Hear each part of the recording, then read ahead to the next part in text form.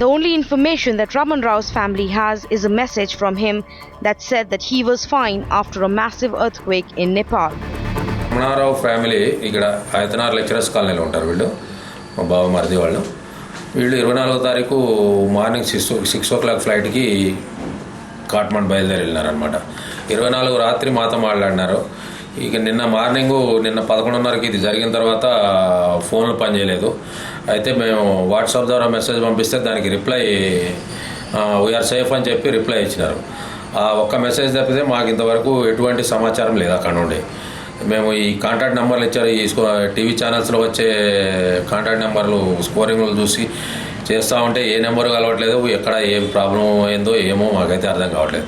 దయచేసి మేము కోరుకునేది ఏంటంటే వాళ్ళని కొంచెం సేఫ్ సైడ్గా తీసుకొచ్చి మాకు అప్పచెప్పాల్సినదిగా ఛానల్స్ని వేడుకుంటున్నాం మేము. Since then, the family has been struggling to connect with Raman Rao, who had travelled to Kathmandu just a day before the tragic incident.